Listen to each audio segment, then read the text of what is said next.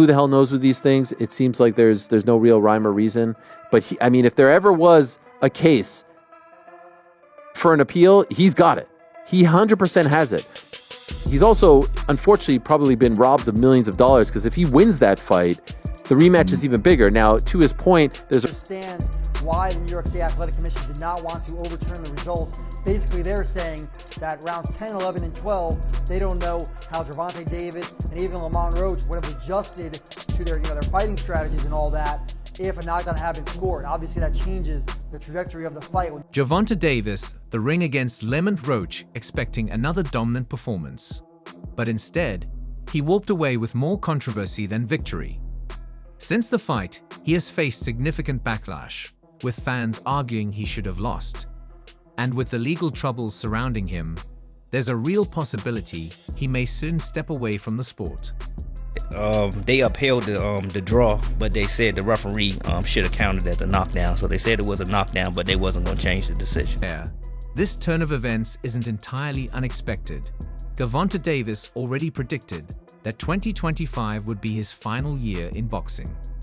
However, it may not be his choice to leave on his own terms, especially after the outcome of this. Gervonta Davis' confidence was evident from the start, boldly telling Roach, "You're not going to win," as if he had already determined the result. But when the fight went the full distance, it became clear things didn't unfold as he had envisioned. And that's what has led to all the criticism directed at him. Off of Gervonta Davis taking a knee and then going midway, Steve Willis, yeah. Doing the 4 count and then stops it. That was crazy. And then they allow it, and then they call it a draw, and then they say they try to overturn it, but they can't overturn it. It's already done. The gig is up. And then they keep it a draw, but they change the rules. If I'm a boxer, if I get dropped, I'm gonna tell the ref to stop. Yeah. Tank did it. Yeah. Hey, stop. No.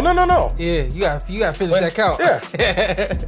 When Floyd got hurt, he hurt his hand, and one of his hands he touched. I don't even think he touched the canvas, but they started right away, giving him the 8 count. Yeah. Give him a 10 count at least. He beat it.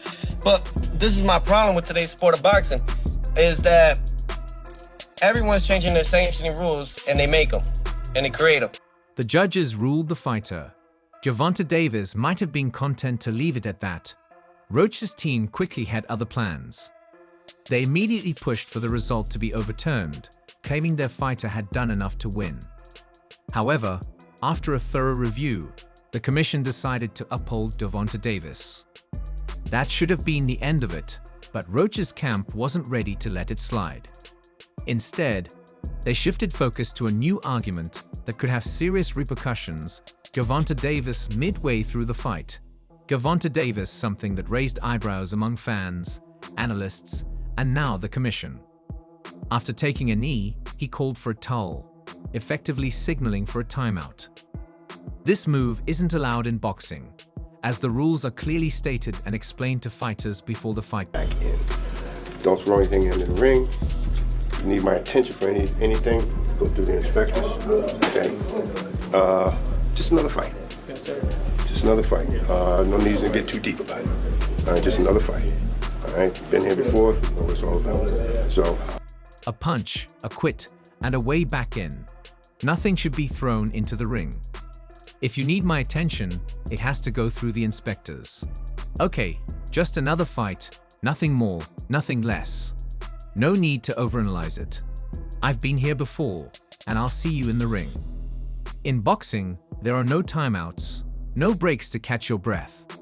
When a fighter takes a knee, it's the referee's job to count and decide if they can continue. And that's where the controversy surrounding Gervonta Davis. Gervonta Davis allegedly did something in the ring that was against the rules, but was never held accountable. To them, this is yet another example of boxing's bias toward its top stars, favoring fan-favorite fighters while overlooking questionable actions. Gervonta Davis should be penalized accordingly, even if it means the revocation of his boxing license. And that should have been an 8 count. The ref is a very professional ref. He's one of the best in the world, but he made a big mistake right there. You know, he helped the star, and when you know who the star is and who you're protecting, it's still you still have to be fair, man. You still have to be fair because Roach walked away with the draw, but he should have been champion right now. And even though they already promised him a rematch, they already told him, you know, I'm pretty sure they already told him how much he's gonna make in the rematch. He's still not a champion right now, and he should. Sometimes fighters prefer being a world champion than getting that big purse, because being a world champion is something special to them. And you know, even though Roach is already a world champion at 130, but moving up to being a two division champion, beating somebody like Tank is huge for him, for his career, for his family, for his trainer, for everybody. I think that should have been a. And if anyone has been fueling this controversy, it's Ryan Garcia. Never one to stay silent on boxing drama, Garcia has once again weighed in on the situation. During an appearance on Gervonta Davis' podcast, he didn't hold back, openly criticizing Gervonta Davis for his performance against Lamont Roach and questioning the legitimacy of the fight's outcome.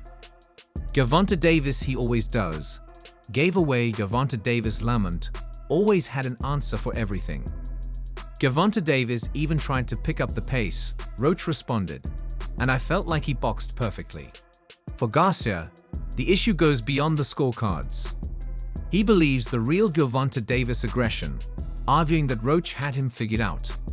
In Garcia's eyes, the way the fight played out should have led to a different. Yo, Ryan, what do you think about the knockdown? The knockdown was saying. That was a knockdown, you know, without a doubt. You can't spin it no other way. It's too clear. And I think the commission needs to do something about it, because it can give me an incentive, you know, anytime I'm not feeling good in a fight, take a knee. Well, they said and that's not a shot at Tank. I respect Tank and I like Tank. More importantly, Garcia called on the commission to take action over the knee incident. Thought Lamont won, Garcia said. And I think the commission needs to do something about that knee, because if they don't, then we're all going to think we can take a knee anytime we want. They have to address it. I mean, they took action against me, so they should do the same for others. Rules are rules, right? I haven't watched the fight. We had a show that night. I haven't watched the full fight. One thing that's kind of baffling is that it wasn't a knockdown. I mean, look, he wasn't hurt. There's no doubt about that. But if you take a knee in the fight and you touch down, whilst punches are being thrown, it has to be a knockdown.